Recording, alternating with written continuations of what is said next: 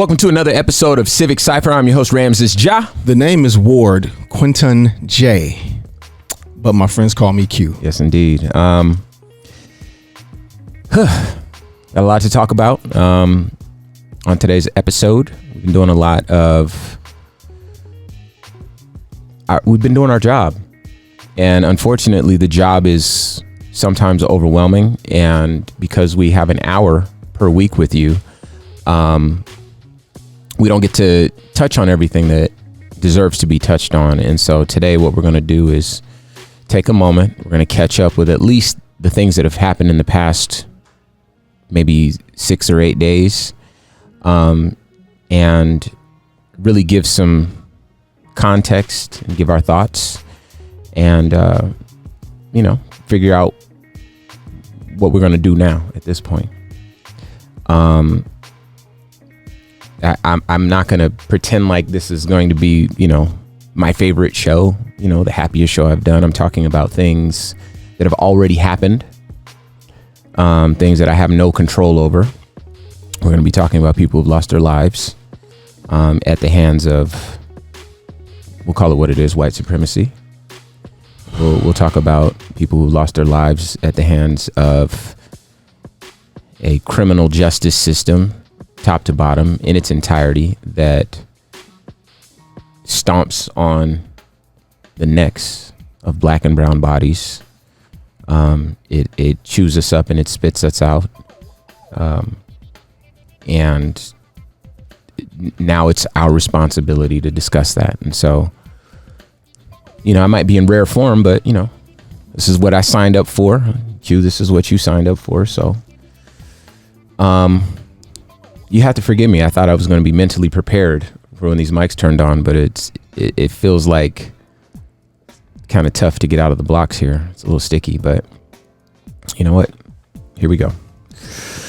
The thing that happened this week that was the most historic was, of course, the verdict in the Derek Chauvin trial. We were hoping for there to be some justice, for the life of George Floyd that we saw taken on video. And I don't think I'm wrong in saying that we didn't expect for there to be justice. We expected this guy to go home and continue living his life, because that happens. What was the statistic you quoted, Q? 7 in 15,000. Okay, explain that. In the last 15,000 cases of people murdered. Let me pause. People killed by police officers. 7 of those police officers have been charged and convicted. Now, I worry that you're saying 1,500 and it's coming out 15,000. I'm worried that I'm saying 15,000 and it's more. I can try to do some research before the end of the show to confirm that that's accurate. But I'm more nervous that I'm saying a number that's too small. And in either case, it shows that the odds are stacked against us in the pursuit of justice when it comes to these sorts of things. And I know a lot of folks that are on the other side of this, their thinking is, why make such a big deal out of what the police do when there's so much crime and there's so many murders that have black people on both sides of it, neither of which are police officers? Where's their reaction to those murders? And, and I've mentioned this before on the show, it's that,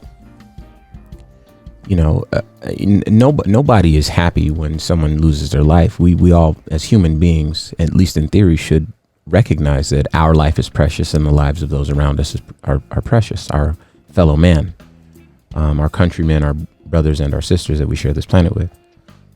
And And if someone, takes a life, the expectation is that that person will be held accountable for that. They'll stand trial, they'll be judged, and a sentence or a punishment will be handed down if they're found guilty. And the thing is, when the police do it, there's never any accountability. The police almost always get off. And that's why there's such a big reaction to police killings, because it's a blatant disregard for black life, almost exclusively. And so I hope that helps frame the gravity of this verdict and why it was so important for all of us that had to watch it. We sat around and waited for the verdict, and we had no faith in the criminal justice system, and we shouldn't have. The criminal justice system has never been very fair. I shouldn't even use that word, has never been fair, period, to black people en masse. You might find a couple of examples where somebody made out okay, but for the most part, it's kind of like the healthcare system and a lot of the other white supremacist based systems and institutions where it doesn't inspire a lot of confidence from black people, because for the most part, it exists to serve one group of people, and everyone else is just there to feed it money. And there's really no respect. But in this instance, yes, the verdict was guilty on all 3 counts. And you might be thinking, well, why don't you sound happier, Ramses? That's what you wanted, Ramses. Everything is moving in the right direction, Ramses. But it might have been 2 hours after that verdict that you told me about a 15-year-old that was killed. So tell that story. You mentioned the idea of being prepared when the mics came on today. And I text you in the wake of the announcement of the verdict that when we got together, I was going to be nervous driving to you every time I saw a squad car, a police car. And if any of you are listening and wondering why, listen to the show more. Right? The number of examples that we've given, in case you just honestly aren't, tapped in that way and paying attention in that way. The reasons why are incredibly obvious. And as we sat and waited for that verdict to be announced with knots in our stomachs, because a murder that we watched on television, a murder that hundreds of millions of people have seen, we still weren't sure that the person that committed the murder would be convicted of it, because our law enforcement gets to operate in that space with impunity and complete and utter disregard for the lives of people that look like us, very specifically.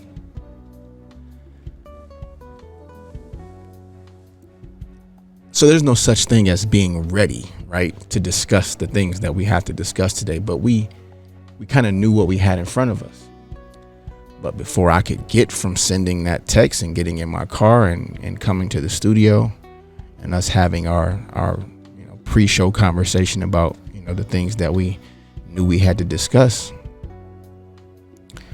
we learned that a young lady in Columbus, Ohio, and please forgive me if I pronounce this young queen's name incorrectly, but I think it's Makiyah Bryant of Columbus, Ohio, called 911 out of the fear of being assaulted. She had a knife to protect herself, and when the officers arrived, without question, without de-escalation, without conversation, 4 shots to the chest, and murdered this 15-year-old girl.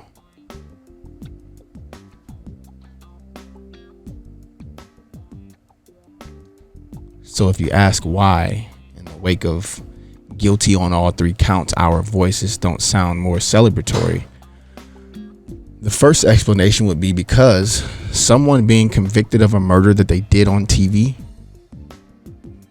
should not call for celebration. It should be the very obvious outcome. It should be the absolute minimum we could ask or hope for. It shouldn't be some triumphant moment in American history that a man that murdered someone in front of the world was convicted for that murder. However, a lot of us knew, even while this was being announced, and there was a little bit of relief of that angst and those knots in our stomach, that this wasn't some huge victory. Because the whole time this trial was going on, black men were being murdered by police officers. Yeah, all week. On video. And not just black men, black babies, black children. And brown babies. And brown babies and brown children.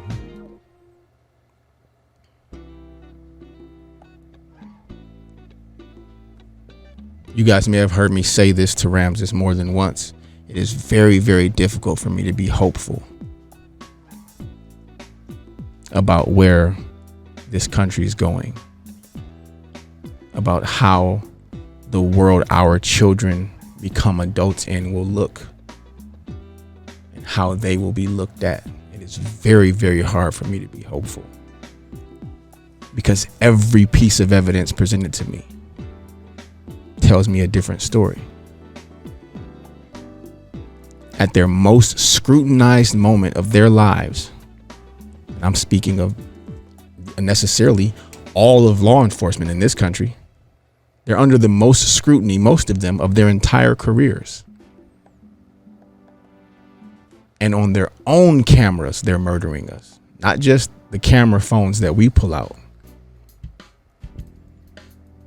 So they don't even pretend. They didn't say, oh my God, everybody is looking. Let us at least pretend to be just. Oh, you guys are looking? Let us show you what we're really about.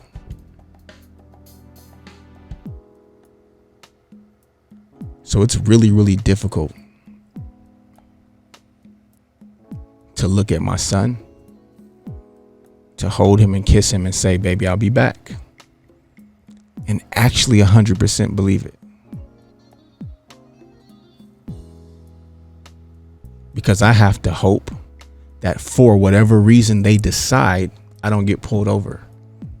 And that if I do, that they're in a good enough mood to not kill me as I'm being as submissive as possible to assure this outcome.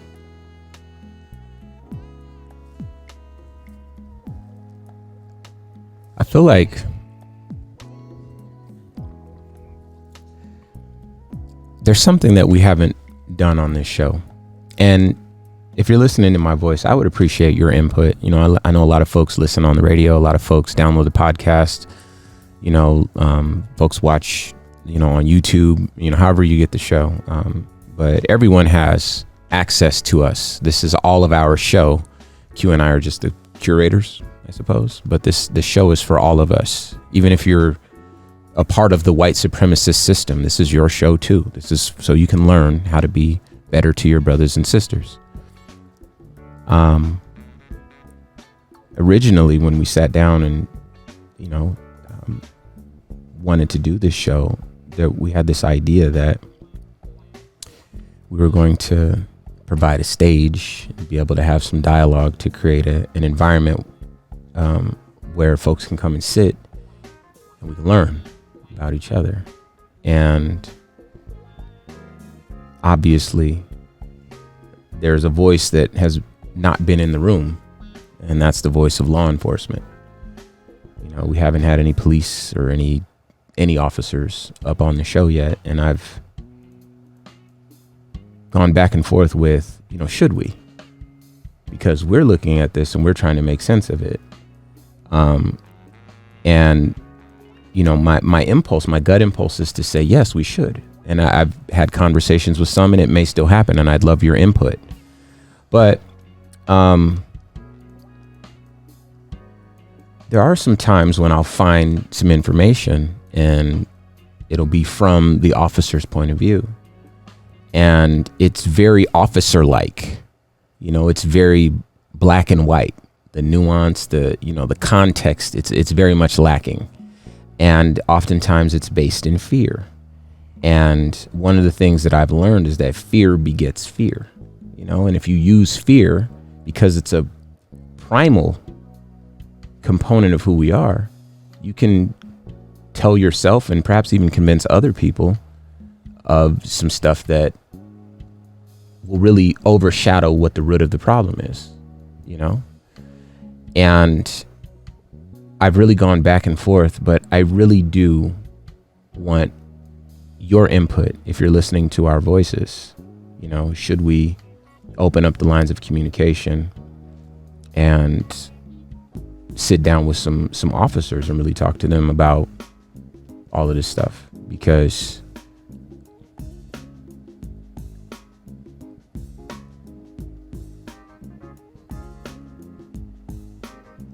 I'm not sure what else we're going to do. I'm really glad that you hold fast to the idea of fear in this climate, in this space, with these interactions, because I push back on it. Yeah. Right. Like the idea that you're afraid of the person that's running away from you, so you kill them. I have a very hard time digesting that. Right. But the more you say it, the more I hear how a person could internally weaponize that fear and then blend it with the hate that they already have. But it looks like fear to everyone else. And so then they're like, well, of course he was afraid. And it's like, we're not dealing with the root of the problem. Yeah, it's and you even mentioned to me the idea of having someone from law enforcement on the show. And I feel the same way as you. I feel like it's necessary. I just wrestle with it. Yeah, it's so, because we're still in it. Yeah, like we're still dealing you're talking about fear. I have it now. Of course. I hate saying that out loud, but I have real life fear.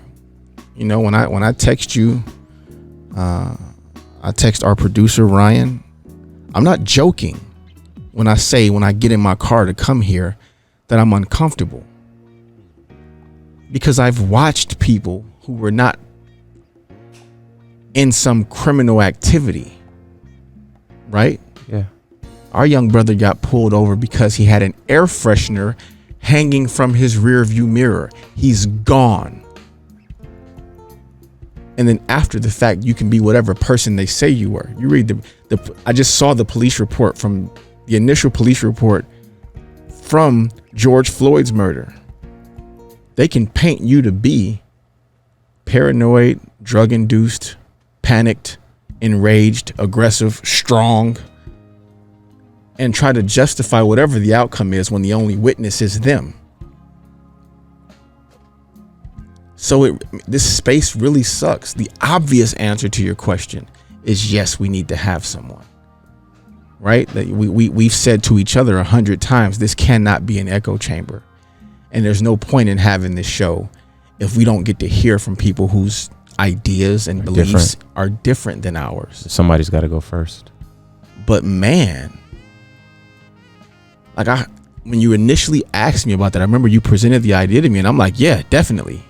And then I thought about it for 5 seconds and I'm like, well, and that well came from fear, apprehension, discomfort. I really wish that wasn't the case, and I wish that wasn't true, man. But you can only absorb so much trauma and so much obvious hate. Well, another thing that happened this past week is, I didn't get any of these people's names, but there was a video. I'm sure we have it up on one of our sites. So if you want to follow us, we're at Civic Cipher. On all platforms. But there was children, they were riding their bikes. Yeah, in New Jersey. Right. And there's a video of this, and the officers,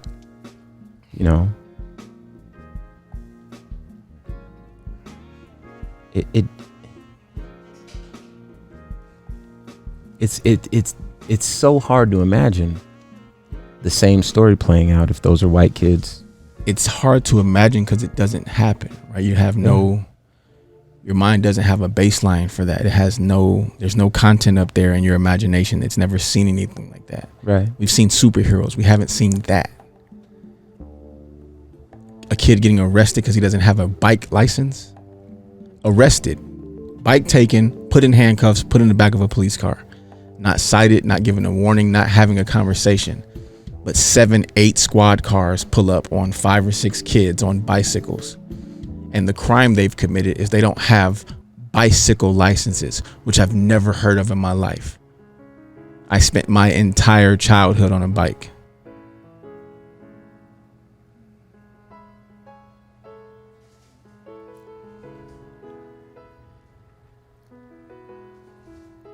It's a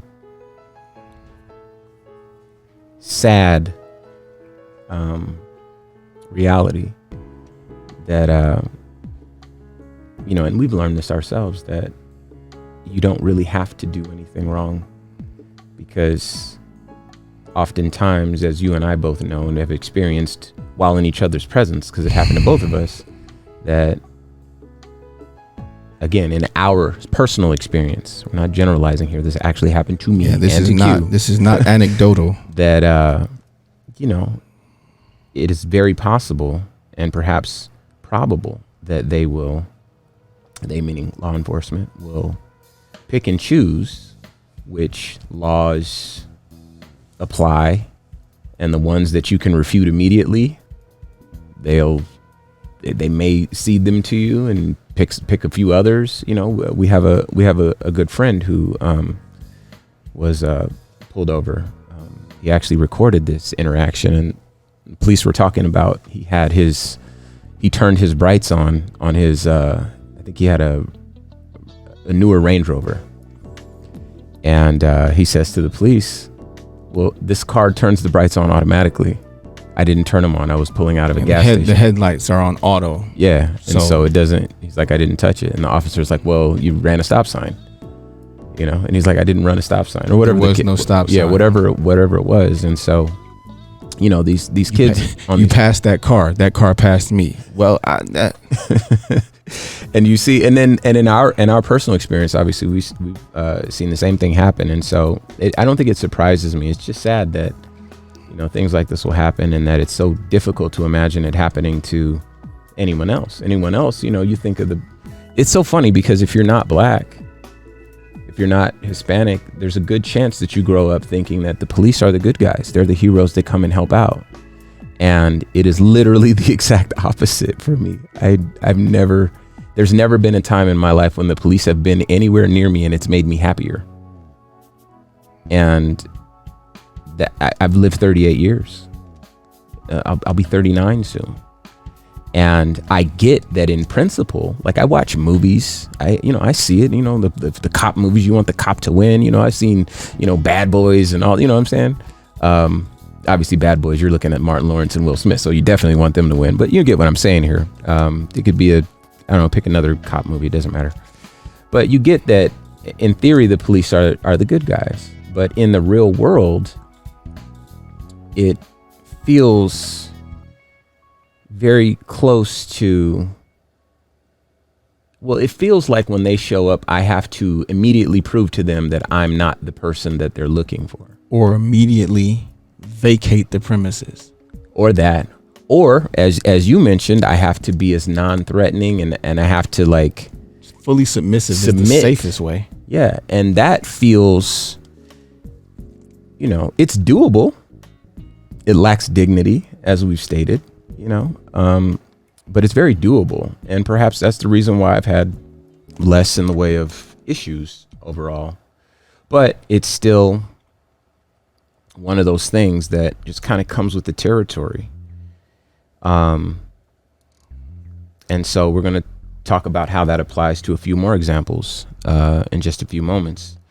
But first, if you're just tuning in to Civic Cipher, I'm your host, Ramses Ja. The name is Ward, Quentin J. Ramses likes to call me Q. I like that one. And one of the things that we did get to talk about last week, which I want to do a quick shout out to Shella Yu, who came up on the show, and we discussed, the Stop Asian Hate initiative and all the things that she's doing. Shella, thank you so much for being a fantastic guest and for offering us a point of view and some insight that we couldn't possibly offer on our own. Exactly. Please check that show out if you missed it at civiccipher.com. But during that show, we didn't really get a chance to really dig too deep into what happened with Daunte Wright, which is the young man who's 20 years old who got pulled over because of either an air freshener or expired tags, whatever the case is, and then ultimately lost his life. And I'm not sure if we got to go cover this, but one thing I do want to say while we're here is, when I say that a lot of the police reports and all those sorts of things, they lack context, lack nuance. What I mean is, if you grow up poor in an impoverished environment because of socioeconomic factors and because of historic factors that have caused you and your family and the people that look like you in your town to live in a certain part of town and to not have as much wealth as other folks. And these are all things that you can research. Google is super free. You understand that a lot of the wealth, if not all of it, it is in some way connected to a slave field in this country. And a lot of the modern wealth is a result of, redlining. Please look those things up if you're not familiar with them. But those economic conditions create environments where there is scarcity, and scarcity, you find more crime in areas where there's less to go around. That's just a fact of life. It's a fact of the human condition. So, black and brown children can be born into impoverished communities because that's what allows a lot of the white folks in this country to live as well as they do, or have the opportunities that they do. Again, I'm not trying to start nothing, but I'm just calling it what it is. It's a spade. And those environments are rough. And in those environments, people often try to figure out ways to increase the likelihood that they'll make it home, that they'll survive, etc., and on and on and on. And so it is not the strangest thing in the world that someone who lives in that environment might have a gun to protect himself, which is exactly what happened with Daunte Wright, in my belief. But, the way the stereotypes are is that, well, if he's black and he has a gun, he's a gangbanger and he's up to no good. And I think people forget that, these are people that are trying to survive the environment that they're in. If every person with a gun was a gangbanger, then I think that we'd be in way worse shape. Yeah. It's kind of like that statement where if black people were looking for revenge, it's a whole different conversation. They're just trying to get by, they're trying to get on equal footing. And it's such a strange piece of context to even inject into these stories necessary, anyway, though. Right? Because to mention the presence of a gun, sure. If you're telling me the kid had the gun, he did not. No, I don't mean you. I mean, in all of these cases, there was a present, there was a knife, there was a gun, that we thought his phone was a gun. Right. We know for certain, because this is on video as well, and we see this in the news as well. When our white brothers and sisters, our white brothers more specifically, are in the midst of murdering people with assault rifles,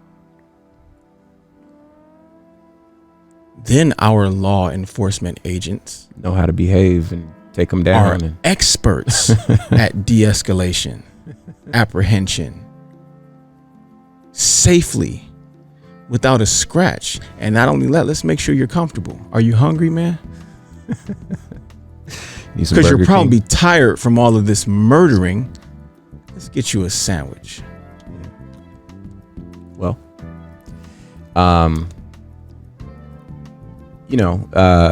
I think that, again, with context, if someone does have a gun or some way of protecting themselves in their environment, if they believe that's protection, I personally don't call guns protection, but I get that that's how fear is sold. You know, the person that wants to sell you a gun is going to make you afraid. You know, actually, that person wants to sell 2 guns. They're going to make the people you're afraid of you as well. But, you know, I think that once you know that, then the gun seems less like, oh, this person's going to use this to harm me. And it seems more like, well, of course this person has it. Obviously, I need to address that immediately and I need to protect myself. But it's not the strangest thing in the world that someone who lives in this environment where they're scraping for everything they get and anything they have can be taken from them at any moment would have this with them. Yeah, but even then, you know, the champions of the Second Amendment, right? Yeah, no, they're nowhere to be found. And you're arriving with a gun yourself. Yeah. So I don't get to feel threatened as you come to me with a gun. But you but do. How dare I have one? Right. Then you need to protect yourself. But I don't even have that right. As we saw with Philando and, you know, a card carrying gun owner executed, not for brandishing the weapon, but for saying, yes, I do have a weapon in the car.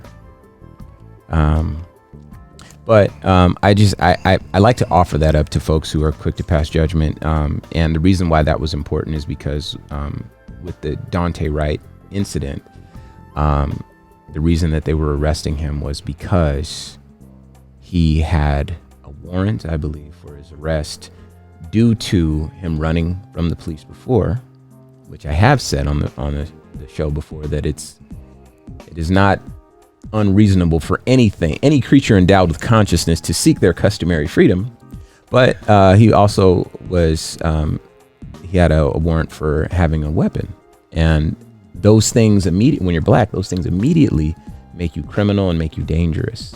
Add that to your black skin, and then it's like, oh, this person is going to murder me, so I need to murder them. The idea of people that look like us having weapons is scary. Mm-hmm. White people actually firing assault rifles is not. I've seen the videos. I have to watch them. So, and this person, go ahead. Okay. Well, did you see in the wake of Dante's murder, because it happened during the murder trial of Derek Chauvin, there was a meme produced, right? We interrupt the trial for the murder of George Floyd to report on the murder of Daunte Wright. And that's been interrupted by another school shooting. Did you see that? Yeah, I did. Have you followed up on the school shooting? No. Because I have. And it is just as unfortunate as everything else we're talking about. Because when you read about a school shooting and the police arrive and subdue and kill the shooter, then that's a pretty heroic story. And you might even give them a round of applause until you find out the suspected shooter was a black kid. And of course, he doesn't get to survive, even if he's an active shooter. Right? Because that logic should apply across the board. If active shooters deserve to be murdered at the scene of the crime, then that should be the case with every active shooter, not just the 17-year-old black kid. Except you further look into the story and there was no active shooter. What? 17-year-old kid, I need to look up his name, gets into an argument with his girlfriend. They're high school students. And Anthony Thompson is his name. The girlfriend's mother and her boyfriend or husband hear about the fight that the kids get into, and the girl's father or stepfather or whatever position he's the father in her life is going to go teach this kid a lesson again. So apparently these kids have gotten into a disagreement before, and the gentleman who plays the father in her story has beat this kid up. So when this guy tells this kid, this grown man tells this kid, I'm coming up to that school and I'm going to do something to you, the kid finds a weapon to protect himself from being beat up again by his girlfriend's father figure. The girlfriend's mother finds out and calls the police. The police arrive, immediately engage the kid. They get into a tussle. One of the officers shoots himself. The kid does not shoot him. The officers then proceed to kill the kid.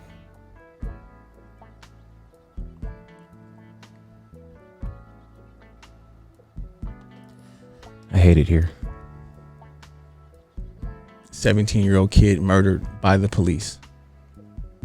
The girlfriend's mother now regrets having called the cops in the first place, because she should have just told her boyfriend, husband, whatever, to not go beat up the kid who hurt my daughter's feelings.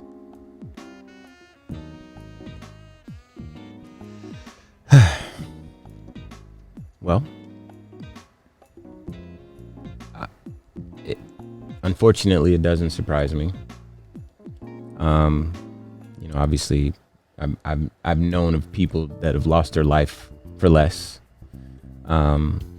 There's just a very aggressive pattern of behavior with respect to the police when they engage black and brown bodies, and that qualified immunity that they can operate with impunity is just kind of an unwritten rule that they can and do. They can take out all the aggression that they have. Instead of beating their wives, they can just beat up on us and kill us, and they'll have each other's backs and so forth. We'll have each other's backs to the end, bro. It is. I'm gonna get to that. It's cult-like. I'm gonna get to that. It's zealot-like. When I was referring to Dante Wright and kind of trying to give some context to that,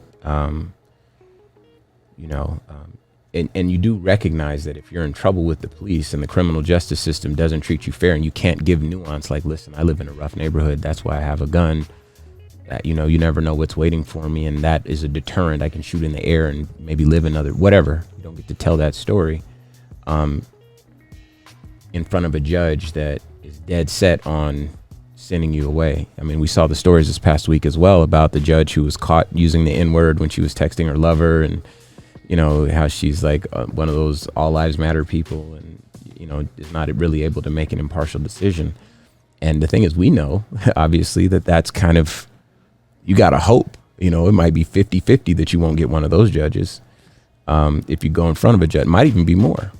But for a kid to try to run away from the police that are arresting him, and they're now going to introduce him into a system where he's not a bad person with a bad heart, he's not a horrible, evil human being, a mass murderer, nothing like that. He's just a person trying to thrive in his environment. Again, I'm humanizing him without knowing him, but I know this story. I know people with good hearts. This isn't the first time you've heard this story. That's why. Yeah, exactly. And I've made a conscious decision to not,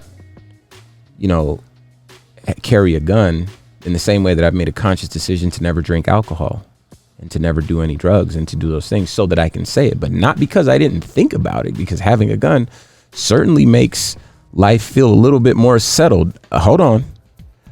I would be willing to bet that I've gotten more death threats than everybody listening to my voice put together. No, and I'm certain, and the reason why, and this is going to be strange for you to hear this from me, that I'm even going to push back on what you just said.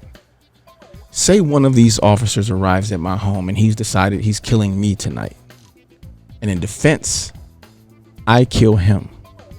Oh man, if they don't kill you, they'll put you under 4 jails. No. There's no under the jail. There's no version of that where I survive, unless I like flee and hide and put in some type of compound with a military style guard watching me. I know what you're saying.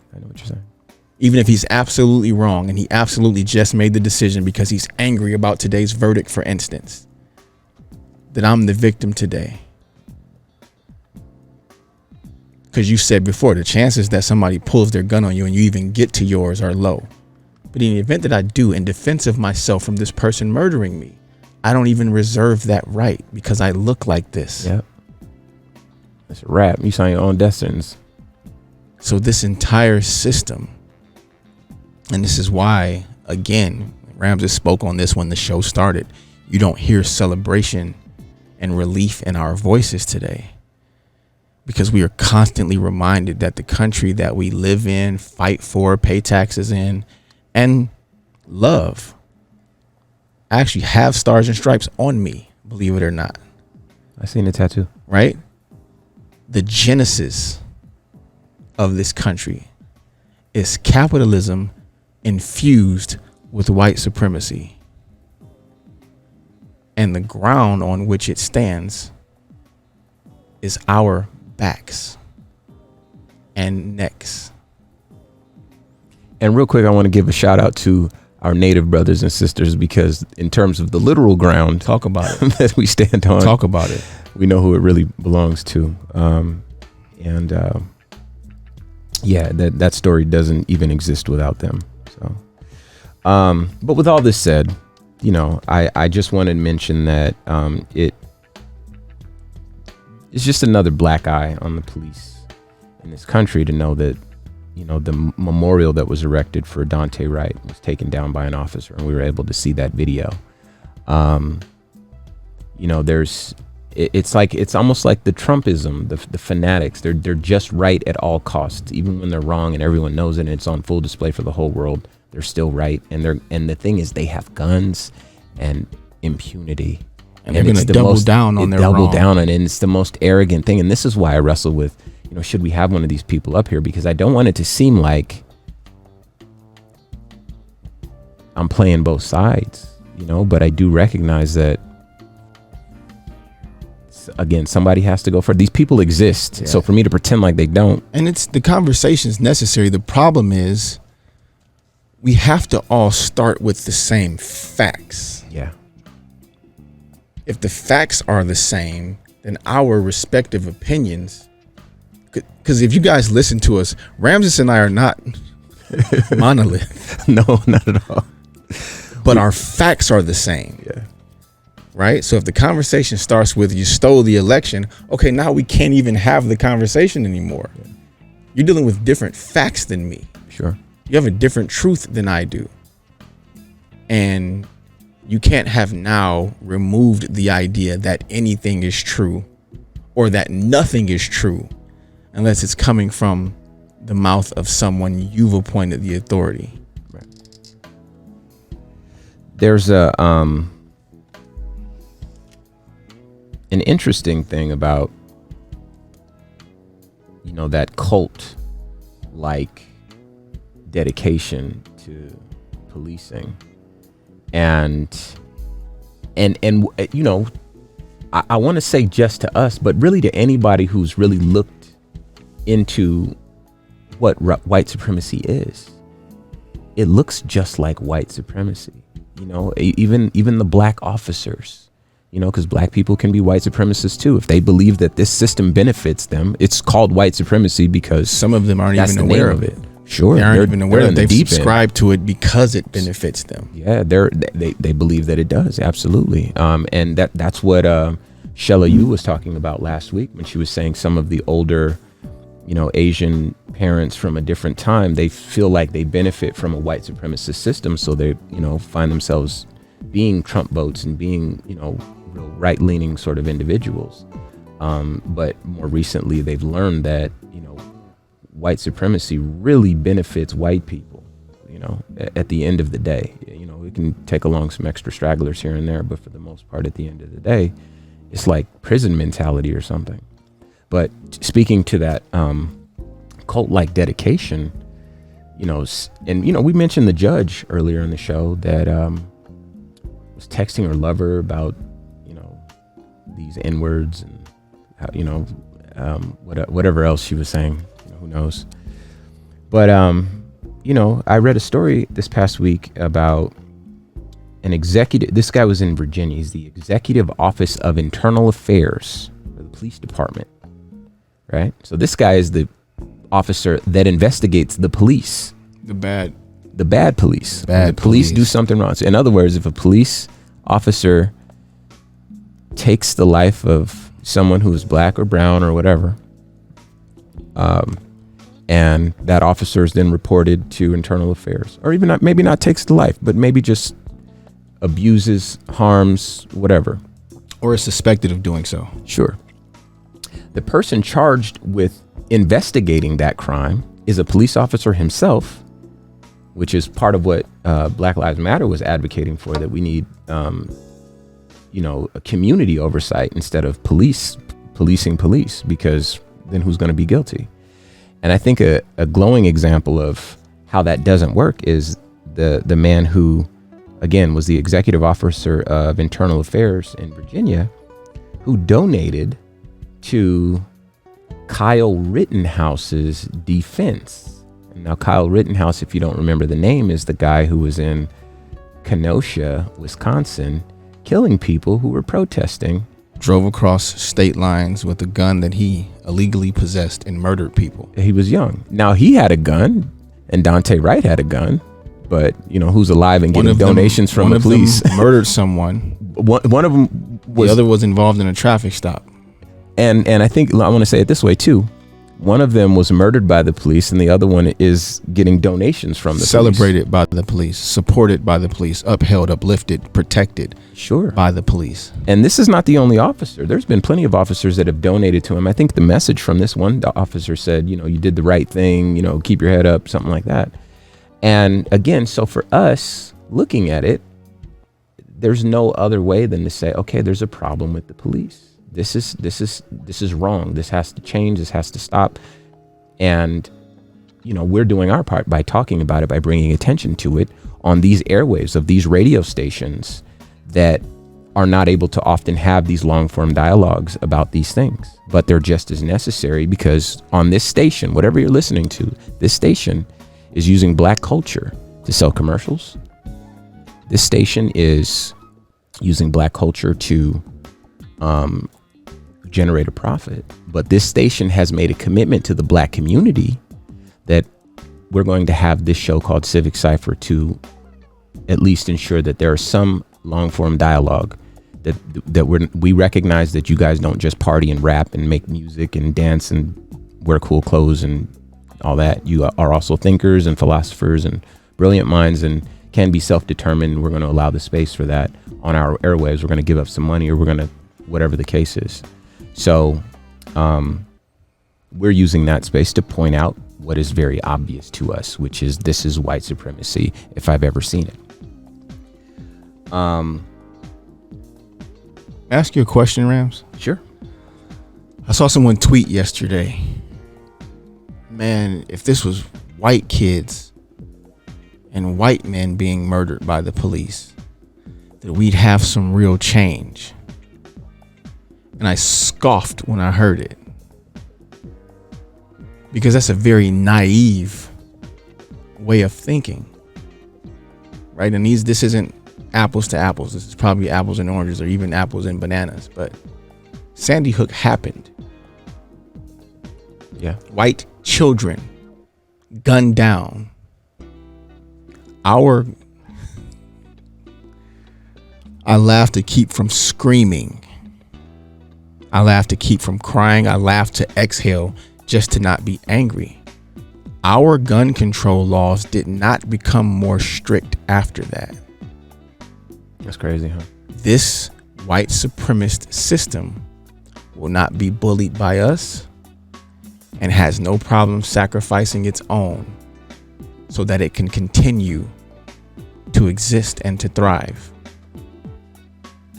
Once I saw white children gunned down,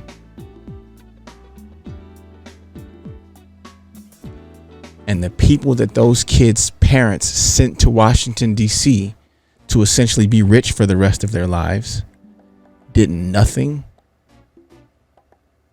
to address that, to make those people feel more protected, more safe, I understood that system had no qualms with eating and devouring its own so that it could remain intact. And people have the nerve to be offended when they hear the word defund. That's the straw that broke the camel's back. That's when it went too far. Well, I think that your question answers itself. We got a much bigger problem here. That I was around for that. I went and took my son out of school that day, so that was definitely a heartbreaking day around here as well. But I guess it's one foot in front of the other. So, up next, there's more we have to talk about. So if you're just tuning in to Civic Cipher, I'm your host, Ramses Ja. They call me Q Ward. Adam Toledo in Chicago. Goodness I want to talk gracious, about this. man. I want to spend a couple minutes talking about this. So Please. if you haven't seen this video, Don't. yeah, it's heavy. I haven't seen the video, but I did read a police officer's account of his watching of the video. And this is why I had such a tough time. Should we even have an officer up here because they have a way of making things seem like it's okay. Oh, wow. And even if you can't reason with them, even if you see it different than they do, it doesn't feel like anything would be accomplished. You're just giving them a platform to say whatever they're going to say. It'd be like having, I know it's not the same, but similar to having the Ku Klux Klan up here. It's like all I'm doing is giving them a platform. And is that morally right to do? So I digress. The officer says that Adam Toledo, if you haven't seen the video, please watch it because this will make sense. I don't unfortunately have time to explain the whole video, but in short, he's just running as a kid. He's a Hispanic kid running away from the police. Last moment he turns around, hands up, no gun in his hands, gets shot. That's Be advised, it's graphic. Yeah, I almost threw up when I watched it. It's really sad. But an officer's account of what happened, he says, well, in the longer video, mind you, that the police didn't want any of this out. They wrote the story wrong, Yes, lied about they it, did a lot everything to like hide that. that And footage, too. please investigate it because you'll see that this is exactly what we're talking about. The police. How long ago did it happen? Because it didn't just happen. The It was video, like it's just not a week ago. No, the video just became public. Oh, yeah. It happened. December. Yeah. Right. So they did a lot to try to cover this up. Exactly. So it hits the light of day. They released the video. Anyway, an officer's account of what happens. This officer looks at the long form of the video. Apparently there were two people in the video, both of whom had guns. One of them is the 13-year-old Adam Toledo. They both had guns. They both run when the police show up, right? And for people that say just comply, it's the weirdest thing because those are the same people who have never been in an environment where you got it coming from you from all sides. You know, I know what that's like. You know what that's like. You're from Detroit. You know exactly what I'm talking about. Where, look, man, if I don't run into the police, I'm going to run into the people that live here. You know what I'm saying? And you know, I've said it on the show. I've heard it a lot in hip hop songs that, you know, I'd rather be caught with it than caught without it. Because with it, I at least have a fighting chance. Without it, I'm dead in the water. Right? Anyway, so please pull up. These two both have guns. Adam Toledo's gun is visible in the long form of the video, right? So he did have a gun, right? He takes off running from the police, right? Police is shouting at him the whole time, drop your weapon, put your hands up, you know, all that sort of stuff that they do, right? But this guy's running away with his back turned. Adam Toledo running away with his back turned. He's right at the last moment. He realizes I'm not going to get away from this officer. You know, it's probably better for me to stop. Whatever is going through his head, it's probably better for me to stop. Drops the weapon, has both hands up, turns around, bang. He does as he's instructed. That's exactly what I was going to say. Why in the world would you ask him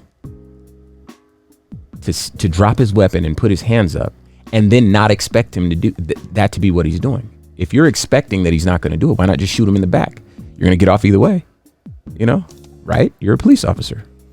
So I would posit, and this is what the officer said. The officer said he had 9/10 of a second to decide if his hands were empty or not.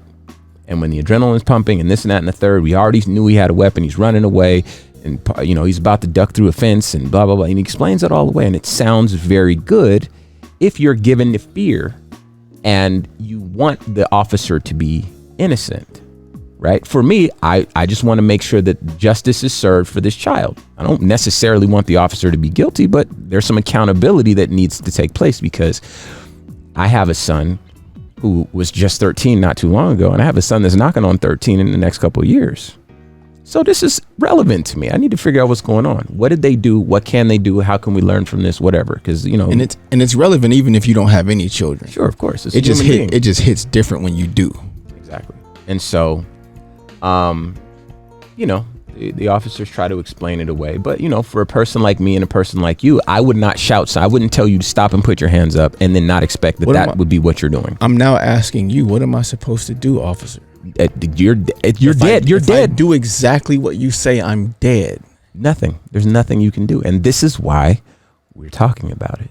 And this is why we're having these conversations, so that we all can talk about it, our listeners and allies and so forth. So we can understand that it doesn't just feel like it. It is a system we're trapped in that is supposed to protect us. In theory, it's really supposed to protect wealth. But, the modern belief is that it's supposed to protect us, and it absolutely does not. In fact, it actively works against you if you have a little bit of melanin in your body. And there's one more story I wanted to talk to, and I'm just going to talk about it in brief.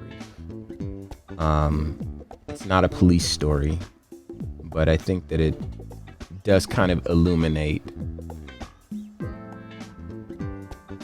what this last week was really about. Last couple of weeks, really. In terms of things that have come across our desks. Or this last few hundred years, however you want to look at it. Sure. Now, I don't know where this happened. I don't know anybody's names in this video. And if you've seen it, maybe it'll make sense. And if not, you can check Q's Instagram. Your Instagram is at IamQWard. Yes, sir. You can check mine at Ramses. I'm sure I don't have it, but it might be on Civic Ciphers, which again is at Civic Cipher. There's a white male who is clearly has some sort of military background, and he's yelling at a younger black man, my belief, in my estimation, based on the video, for walking in a neighborhood, right?